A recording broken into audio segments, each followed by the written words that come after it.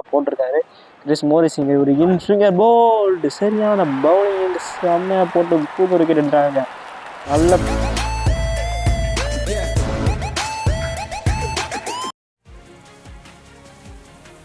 Welcome back to Suresh gamer channel. இந்த video நம்ம என்ன பார்க்க போகிறோம்னு பார்த்தீங்கன்னா, ஒரு மல்டிப்ளேயர் கேம் தான் மவுடி போட போகிறோம். பிரான்ஸ் பிளேயர் தான் நம்மளுக்கு வந்திருக்காரு. டாஸ் ஸ்பின் பண்ணது என்னமோ நம்ம தான் ஸ்பின் பண்ணோம். அதுக்கப்புறம் பார்த்தீங்கன்னா ஆப்பனண்ட் தான் ஜெயிச்சிட்டான்னு சொல்லிட்டாங்க. அது என்னாச்சுன்னு தெரியல. அதுக்கப்புறம் பார்த்தீங்கன்னா அவர் பேட்டிங் எடுத்துக்கிறாங்க அப்படின்னு சொல்லிட்டாரு. நம்ம வர மேட்ச் எல்லாமே ஃபஸ்ட்டு அவங்க தான் பேட்டிங் எடுத்துக்கிறாங்க. அது என்னமோ தெரியல. வழக்கம் போல் நம்ம டீம் வந்து சித்திபூரன் ஜத்ரா தான் வந்து கேட்டாங்க. வாய் குளர் இருக்குது என்னன்னு தெரியல. ஓப்பனிங் பார்ட்னர்ஷிப் யாராக இருந்துச்சா பார்த்தீங்கன்னா கூப்பர் மற்றும் பிளாக்வுட் அவங்க தான் இருக்காங்க. நம்ம கேண்டவுட்டாகி போகிறாரு. மொதல் பந்து என்ன அடி பறக்குது. பக்கத்து டீம் இந்த அடி அடிக்கிறாங்க. ஃபஸ்ட்டு பாலே அடித்தா எந்த ஊருக்கு நாங்கள் போகிறது அப்படின்ற மாதிரி இருக்குது. இந்த பால் டுவெஞ்சு வாங்கலா பபிளில் விட்டாங்க பாருங்க.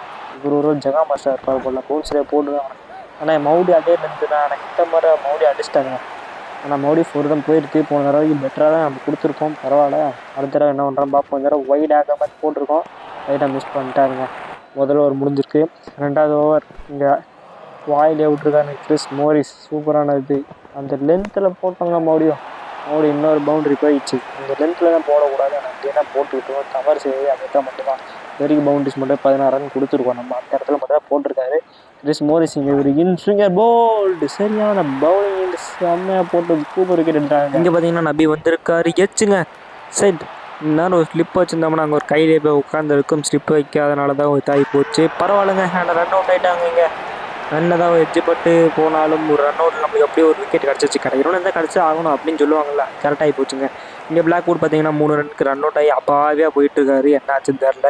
இங்கே ராகுல் சார் வந்திருக்காருங்க. ரஷித் கான் ஆக்ஷனில் நேராக கையில் போய் உட்காந்துருக்கு. ஃபஸ்ட்டு பந்து விக்கெட் எடுத்து விட்டுருக்காரு ராகுல் சாகர். உள்ளே வந்து நான் பிரேக் கொடுத்துருக்காரு. அது என்ன மாயமோ தெரில. அவருக்கு இந்த டோர்னமெண்ட் நல்லா தான் போயிட்டுருக்கு. மறுபடியும் பார்த்தீங்கன்னா இங்கே பேக் டு பேக் ஏரில் இருக்குது. பிடிச்சிட்டாரா சரியாக கரண்ட் ஆகலைங்க. நேராக கையில் போய் உட்காந்துருக்குங்க. இன்னொரு விக்கெட் கிடச்சிருக்கு. இங்கே எனக்கு தெரிஞ்சு டாலே டவுட் ஆகிட்டு போகிறாருங்க. ராகுல் சாகர் ஹேட்ரிக் வந்து எடுப்பார். ஹேட்ரிக்கா இல்லைங்க மிஸ் ஆயிடுச்சு. ஹேட்ரிக்கு கொஞ்சம் இறங்கி வந்து அடிச்சு போட்டார். என்ன பண்ணுறது தெரில. ஹேட்ரிக் எடுத்து தான் நடந்திருக்கும். பரவாயில்ல. இந்த 5வது பந்து இன்னொரு விக்கெட்டாக கரெக்டாக ஆச்சுங்க. பிச்சிங்கும் உள்ளதான் லைனில் தான். இம்பேக்டும் லைனில் தான். விக்கெட் கிட்டிங் தாங்க ஒரு அப்பேர் அதுதான் சொல்லியிருக்காரு. அதே மாதிரி இங்கே ஒரு விக்கெட் தான் நம்மளுக்கு கிடச்சிருக்கு. இங்கே பார்த்தீங்கன்னா ஹாரிஸ் அவுட் ஆகிட்டு போகிறார் 4 ரன்னுக்கு. வேறு வழியே இல்லை. போய் தான் ஆக வேண்டும். 5 விக்கெட் போயிடுச்சுங்க. சம்சி உள்ளே வந்திருக்காரு. இங்கே சரியான ஒரு பந்துங்க. பேட்ஸ்மேன் இறங்கி வரதை பார்த்துட்டு விலகி போட்டாருங்க பந்தை. நேராக இறங்கி வந்து மிஸ் பண்ணிட்டாரு பந்தை. அதை பிடிச்சி அடிச்சிட்டாரு கீப்பரு. அதனாலேயே பார்த்தீங்கன்னா இங்கே கணேஷ் அவுட் ஆகிட்டு போயிட்டாங்க 0 ரன்னுக்கு. யாருன்னே தெரில. இருந்தாலும் பரவாயில்ல அவுட் ஆகிட்டாரு. அதுக்கப்புறம் பார்த்தீங்கன்னா கடைசி பந்து இங்கே சம்சி 60 விக்கெட் போட்டுருக்காரு. அதுவும் ஏரில் தான் போயிருக்கு. அதுவும் விக்கெட் தான் கிடச்சிருக்கு. 8 விக்கெட் விழுந்துச்சு ஃபஸ்ட்டு இன்னிங்ஸ் முடிவில். அப்பாவியான ஒரு ஸ்கோருக்கு அவுட் ஆகிட்டு போயிருக்காங்க மக்களே. அவ்வளோதான் மக்களே. ஃபஸ்ட் இன்னிங்ஸ் முடிவடைய போகுது. 34 ரன் அடிச்சு 8 விக்கெட் இழந்திருக்காங்க. பவுலிங் பர்ஃபார்மன்ஸ் நல்லாவே இருந்தாங்க நம்மகிட்ட வந்து. ஒரே ஒரு டபுள் ஸ்கோர் மட்டும் தான் 14 ரன்னு கூப்பர் மட்டும் தான் அடிச்சிருந்தாரு. அப்புறம் லென்த்தை பிடிச்சி பார்த்தீங்கன்னா போட்டாச்சு. அடுத்து நம்ம பக்கம் பார்த்தீங்கன்னா பேண்டன் மட்டும் ஜெசன் ராய் வந்து இறங்குறாங்க.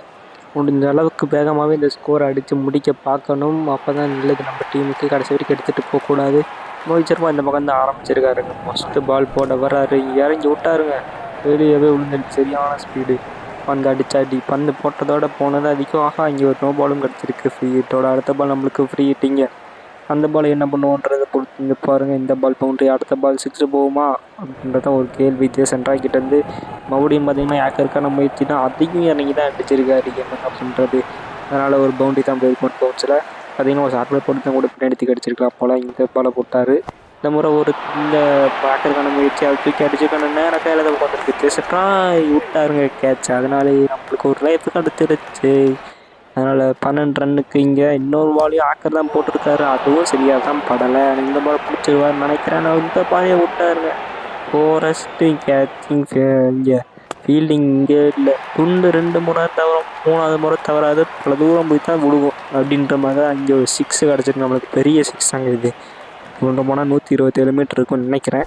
இந்த முறை ஒரு ஷார்ட் பால். இது சரியாக படலைன்னா பேண்டர்கிட்டேருந்து அதையும் காய்ச்சி விட்டாங்க. ஜேசன் ராய்க்கு 2 பேண்டர் 1. அவனை கொடுத்துட்டு ஒன்று கொடுக்கலன்னா தப்பாக இருக்காதுன்னு இவருக்கு ஒன்று கொடுத்துருக்காருங்க. பார்த்தீங்கன்னா இப்போ 4 கேட்சா 3 கேட்ச் விட்டாருங்க.